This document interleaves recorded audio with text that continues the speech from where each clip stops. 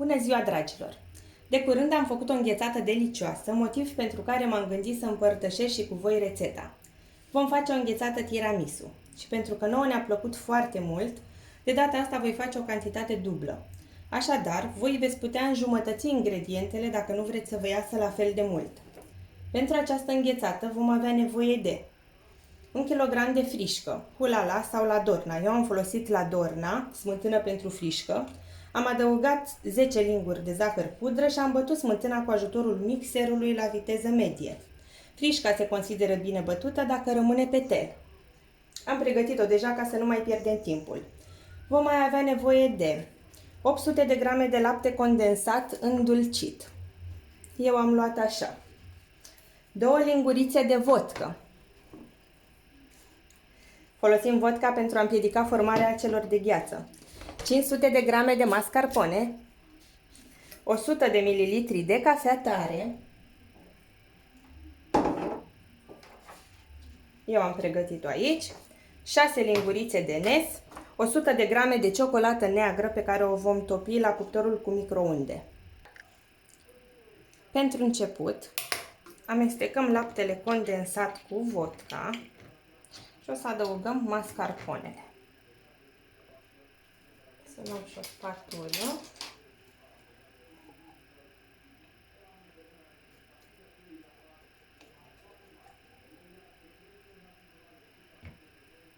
Cred că mai bine o să facem cu o linguriță.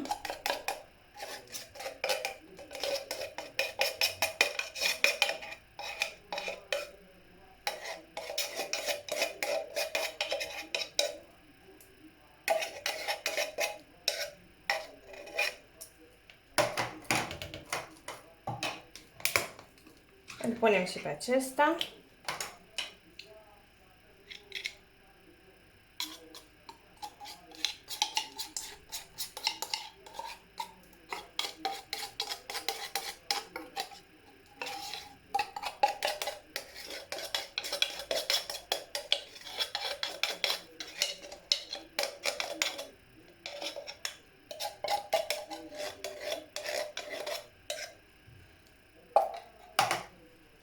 Să mai luăm o linguriță să punem vodka. O să punem 2 lingurițe, o să nu se formeze cristale.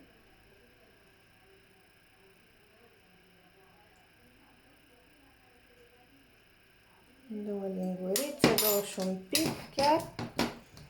O să punem și mascarponele.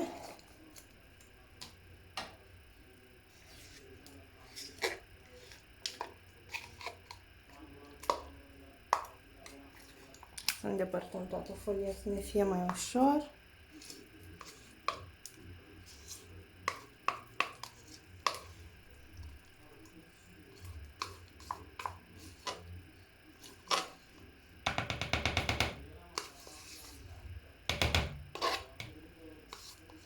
Dacă o să încercați, o să vedeți cât de bună și de cremoasă este. Punem și cutia cealaltă.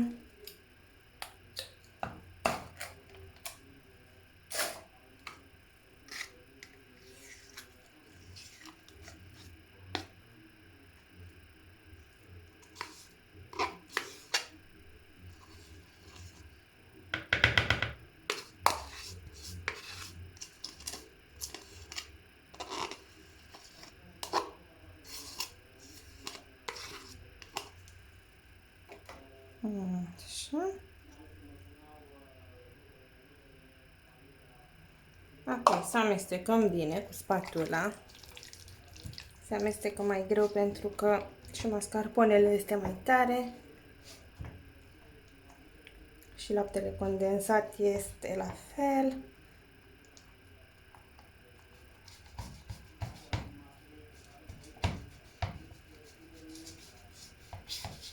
Îmi ieși din cadru.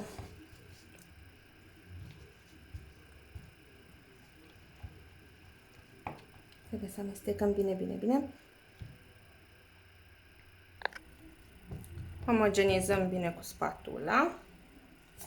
Apoi vom adăuga amestecul rezultat peste frișca deja preparată. O și adăugăm.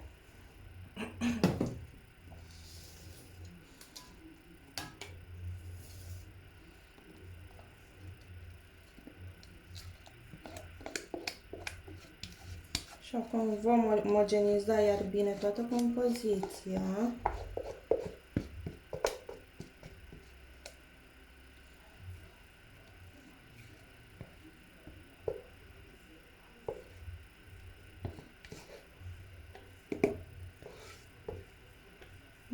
Așa. Omogenizăm iar. Bine, bine cu spatula.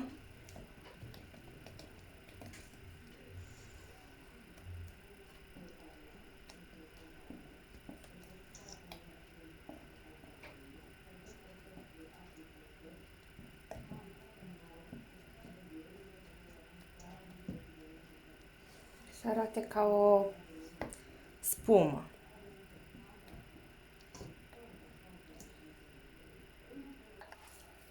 Acum vom împărți compoziția în două părți aproximativ egale sau depinde de preferințe. Să pun tot în vasul în care a fost prima dată. Atât zic eu că sau. Hai să mai pun puțin. Așa. Să nu curgă pe jos. Și acum, în această compoziție o să punem cafeaua. În cafea o să adăugăm ciocolata. Să o dăm mai așa ca să vedeți și ce fac. În cafea o să adăugăm ciocolata neagră.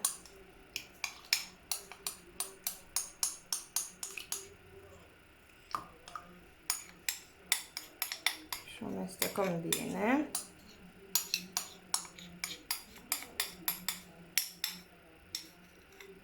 Și tot în această cafea o să adăugăm și 6 lingurițe de nes. Să-l dizolvăm. 3, 4, 5, 6. Am vărsat și pe jos.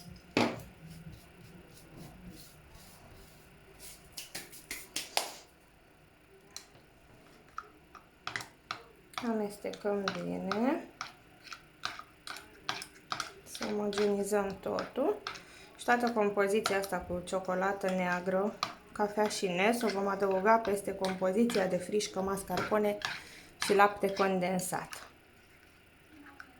Asta îi dă practic gustul de înghețată tiramisu. Gata, am omogenizat compoziția. Acum o vom turna peste compoziția noastră de înghețată. Și amestecăm iar bine.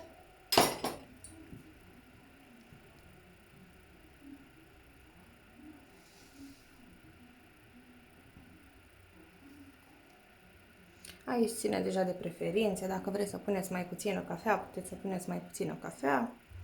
Sau puteți pune chiar cafea decofeinizată.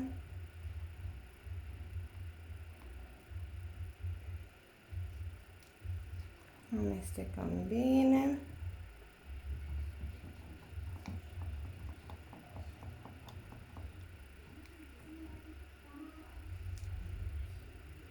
Și acum o vom așeza în caserole, recipiente de plastic, în ce vreți voi. Eu o să o pun într-o caserolă de plastic.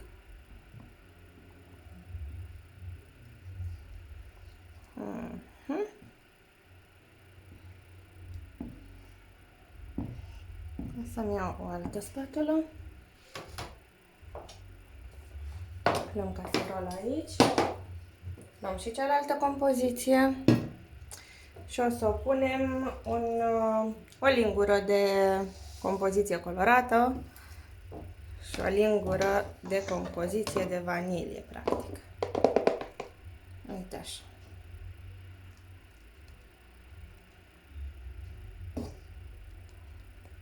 Ca să se împreune ea singură aici. Și continuăm tot așa până umplem. Așa arată înghețata noastră. Am oprit puțin filmarea pentru că mă încurca destul de mult trepiedul și nu puteam să pun. Acum o să mai fac puțin niște liniuțe printre ele, cu lingurița, să arate mai bine. O vom băga la congelator, o vom lăsa peste noapte și mâine vă arăt rezultatul.